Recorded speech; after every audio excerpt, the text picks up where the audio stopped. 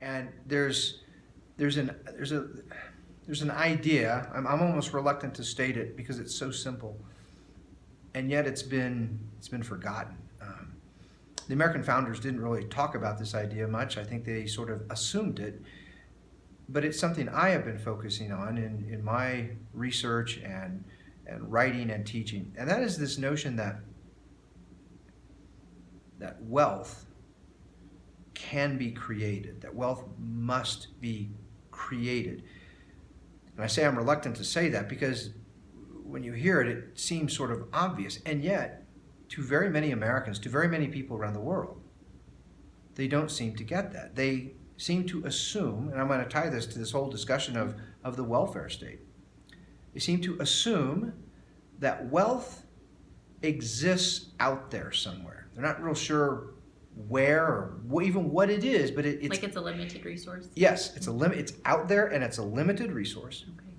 And when you start from that premise that there's a fixed, limited, set amount of wealth in the world, it takes you down a really ugly path. It takes you down a path where if you don't have much wealth, then you start to look at those who do, and you think, first of all, they must have stolen it. How did they get so? Why did they have so much, and I have so little? Right. And that fuels envy and anger and distrust. It also provides the perfect opportunity for politicians to come along and say, yeah, see, that's unfair. That person over there has a whole lot of wealth. They probably did steal it. You don't have very much at all. You're the one, you're the victim. You've been ripped off. Someone has stolen what should belong to you. So we in government, we're going to come along with our progressive tax code, and we're going to take from those people and give it to you over here because there's only a limited amount. And if some have way more than others, that has to be unfair. That's sort of that's been our politics since the New Deal. The other premise, which leads down an entirely different path, I would argue leads down a path of prosperity, of happiness, of responsibility, of optimism, is beginning with the premise that wealth has to be created. Human beings emerged into the world in a state of miserable poverty. We know this from the work of anthropologists. 10,000 years ago, the human beings living in caves, etching out little things on the walls, well, they didn't have smartphones. We know that.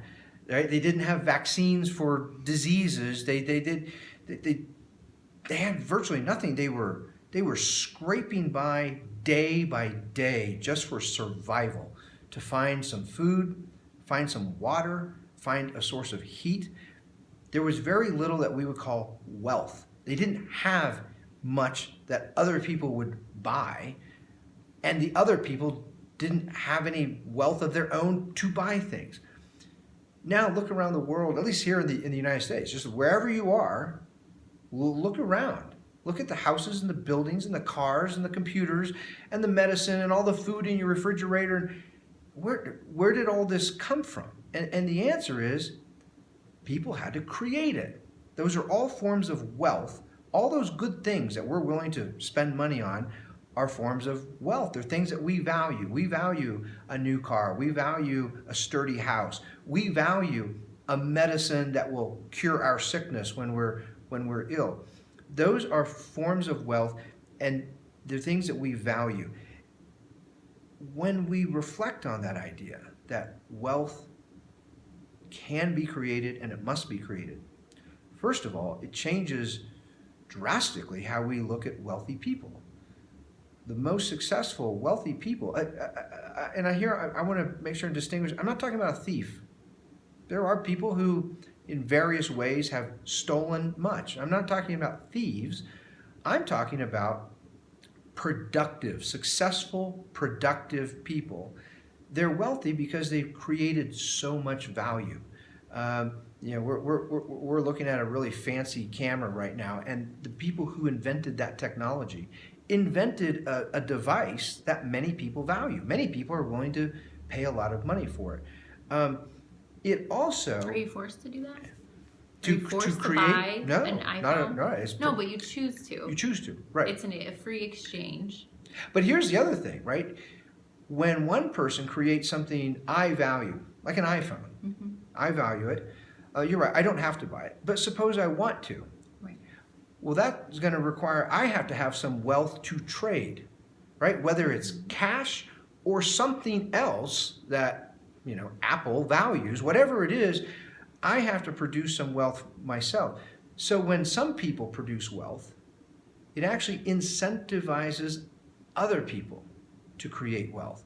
Because if you're not going to beg or steal, the only other way to get the things that are being created that you want is to trade. And you have to have something to trade. The way you get something to trade is you create wealth for yourself by producing something other people value. You do some kind of service, you make something that other people value, and that's how you create wealth for yourself. And that is this incredibly optimistic way of looking at the world. What did you create? What have you created? Well, you've written books. I've written books, right? So people buy my books, people buy my time. I'm in the business of dealing in ideas, because ideas, well, sometimes people think that's an odd thing. What do you mean you deal in ideas? Every useful thing around you, could be your car, could be a medical device. Every useful thing begins as an idea. First, it's an idea in our head, and then we start experimenting with how to make that real, how to make it physical, right? Turn it from an idea into something physical. And so I help people articulate and absorb and understand ideas. That's why my business is called Speakeasy Ideas. And the idea, a couple of ideas that are key for human prosperity. First of all is the idea of freedom, the idea of individual freedom, that individuals should be free to think and so to make their own choices. Make a product. Yes, so you do what they want to do. Put it out in the world. That's right. In fact, it is no accident that throughout all of human history, there's actually very little wealth in the world. I'm talking about the global amount of world over the period of about 10,000 years. There was very little because... How would they get wealth? They would either steal it. Yes. They would have other people do it for them, which is called... slavery. Servitude, slavery. Well, you'd stand there with a whip or a chain, yeah. Right? I mean, that's how the Egyptians, right, built their pyramids. You say, you're going to carry that brick or I will break your legs.